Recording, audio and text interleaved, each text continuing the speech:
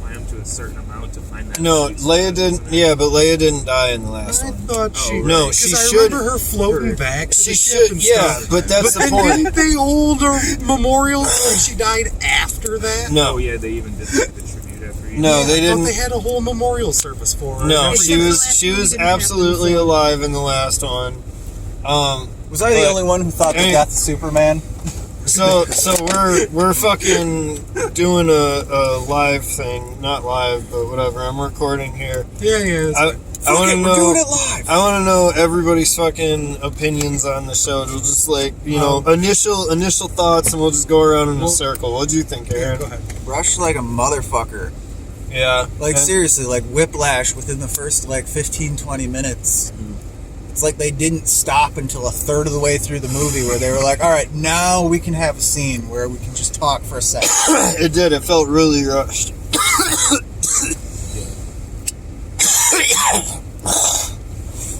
don't know. It's like a controversy overload. You know what I mean? It was just so weird that there's so many places that have problems with it. You know.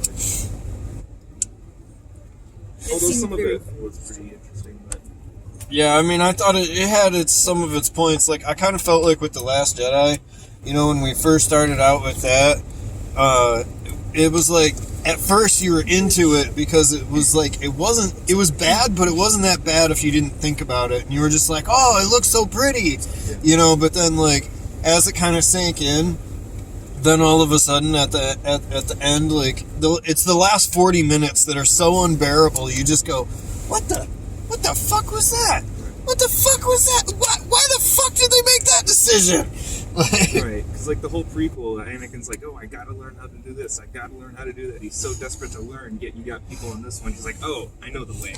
Yeah. And then it just happens. Yeah, I mean, I did kind of like right in the beginning, they threw everybody right into it, like they, they kind of squashed a bunch of the fan shit, like, Rey's a Mary Sue and everything's easy for her, so it showed her struggling in the beginning, and it showed her going through her training, that she actually did get legitimate Jedi training, not just standing there staring at a rock, and it kind of tried to retcon Luke's actions because he was so scared of her, and, it was really just like a 2.5 hour movie of trying to fix what JJ did, you know what I mean? Undoing the past. What'd you think, Chris? Did you have anything?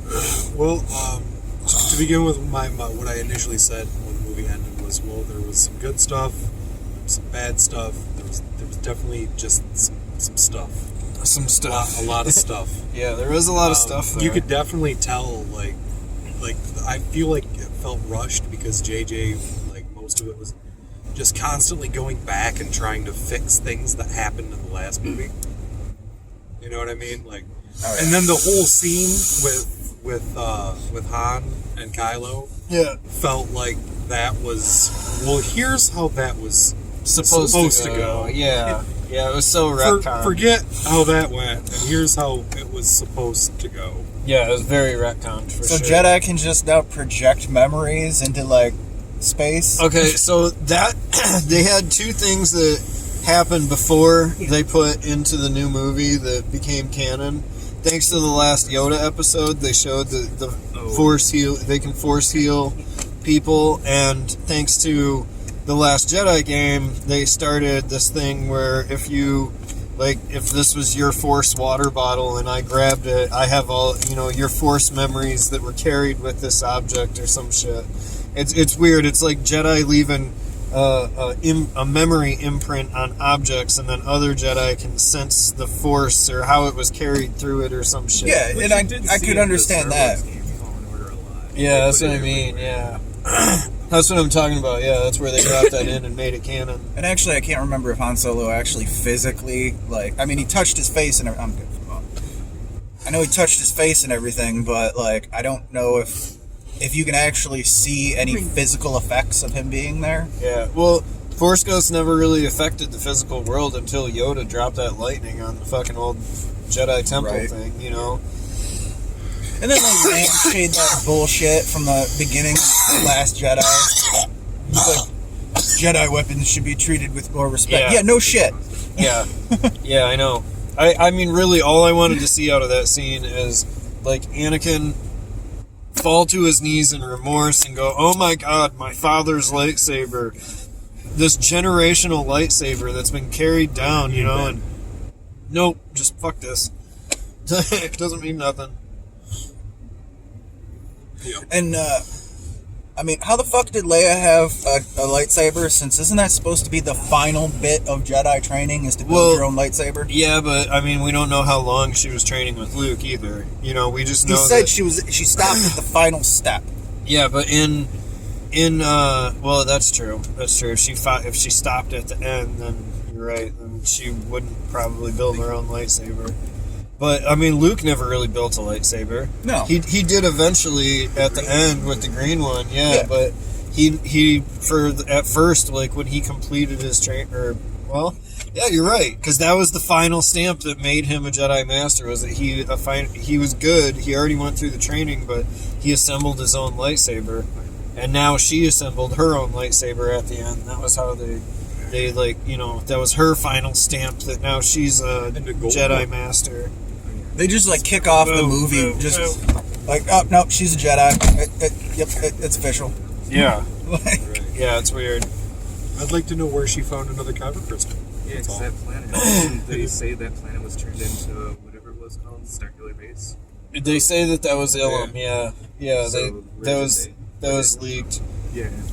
But then again, all that Sith stuff was kind of after the end, so nobody said like where she went and found it. She could have went back to the wreckage after, much like playing Fallen Order and going around the different areas. And there it is. I mean, I'm glad with like they didn't kill Chewie the way that they killed Chewie at first, because I was like really upset about that. I was like, there's nothing to it. There's no weight. Was too easy to It was way too quick, way too easy. It made me really mad. But then they kind of just said, you know, whatever. They let it go. So. oh, he's on another transport that you didn't happen to see, but it was there. Trust us. Right. Yeah. That was kind of weird. They jumped around. You could tell it was like in editing hell, you know, between the Bob Iger version, the JJ version, the Kathleen Kennedy version, and the George Lucas version. And That's probably why it ended up feeling so rushed. And I was surprised that it was only 2 hours and 20 minutes. Well, in the end of it, like I was saying, they all got shitty reviews. They were like in the 40s and 50s, and then all of a sudden George stepped in and put his cut in, and it raised the percentages back up to, what was it, like into the high 80s, low 90s, I want to say. I think it was like 88% or some shit. So, I mean, like, we had a chance to see a good Star Wars movie, but we don't. we lost it. We lost it. And I think it's like Bob Iger was just like being petty. He was like being pissy about it or something. Makes sense. Yeah. So, I wish J-Rat could squeeze in the car. I wonder what J-Rack's doing. I don't know. I guess we'll go find out. Probably chilling on his phone. Here's one. We're gonna go see it a second time. See what happens. 3D.